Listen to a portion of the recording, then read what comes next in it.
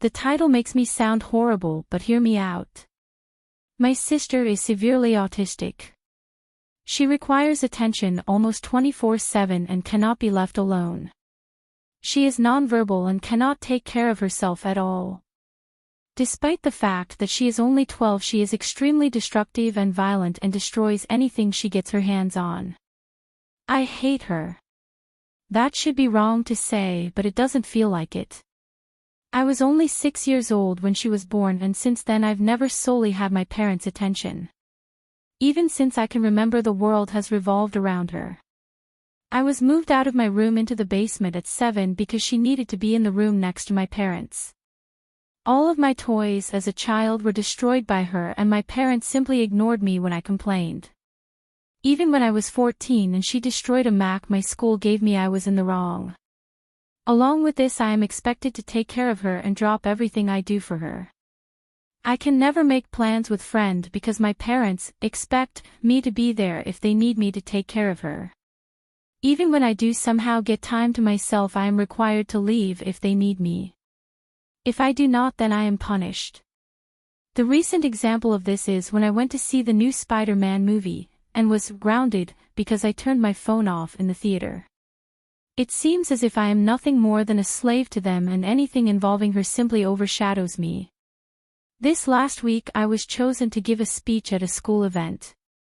I was so excited, and my parents promised to be there, but they never showed and claimed it was because of my sister. Anytime anything like this happens for me, they are too busy with her. I've held this in for so long, and it finally spilled out today. While talking about colleges with my father, he joked that I should get a degree that pays well so when they're gone I can take care of my sister. I don't know why, but this caused me to break down. I cried and screamed about how it always about her. I'm nothing more than a caretaker to them, that they always make it about her, and that I'm expected to be her slave for the rest of my life. I've locked myself in my room since then, and my parents have not come to check on me. Am I the asshole here? Edit/update kinda. Wow, thank you for all the support and love that you guys have given me. I never expected this post to reach the popularity it did. Thank you all. After thinking about it for these past hours, you are right that I don't despise my sister. It's not her fault that she was born the way she is.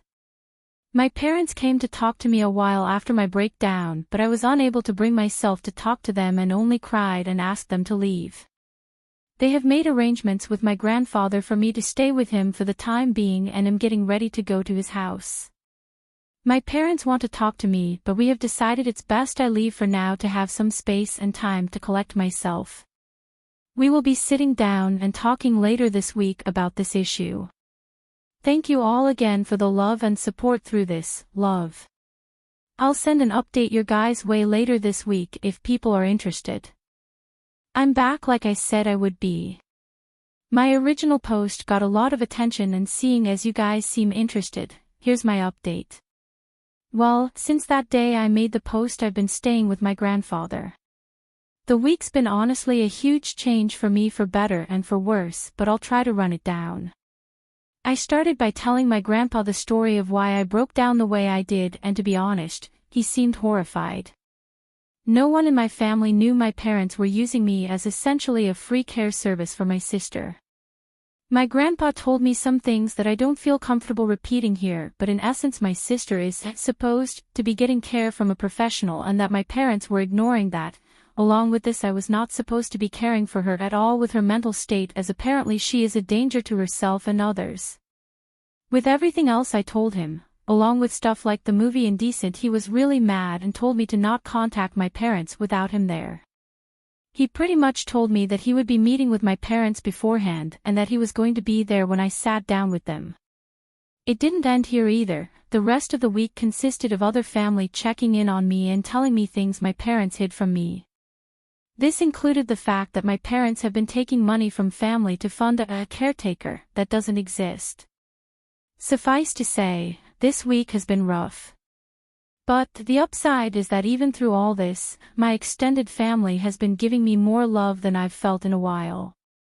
My grandfather spent this last week making up for the time I've lost, encouraging me to spend time with friends and do things I want to do. My aunts and uncles have also been helping me through the week. Well, Saturday night I sat down with parents to talk. It went badly to say the least. They came clean to me about everything. They told me things I will not repeat here. But they did not apologize. My parents still claimed that I somehow owed my sister my time. My father even saying, "You were put here to be her caretaker." I won't lie and say I was composed. After everything I learned, I confronted them on the fact that my sister needed a caretaker. The money my dad was taking from his sister, and a few other things. They denied it or made excuses. And in the end, we ended off in a worse place than before. Today will be my last time talking to them for a while. After talking with my grandfather and uncle last night, I'm not going back. Later today I'm going there and picking up my stuff and moving in with my grandfather. When I graduate high school, I'm planning on leaving the state to go to school. My aunt has told me that the money she was sending my dad will instead be coming to me from now on. My parents have called me twice since Saturday. Neither of them were to apologize and only ask when I was coming home. I won't be going back to them. Right now I still feel pretty uneasy about everything, but I feel like that will pass. The rest of my family is showing their support to me, and honestly, it feels great. But in the end I lost my parents. Over all of this, I've learned something that I wished I saw earlier. I don't hate my sister. In fact, I love her with all my heart. I should never have projected my hate onto her. That was wrong, and someday I hope to make up for it. But for now I need to leave. So, there's my update. Thanks again for the support my original post got.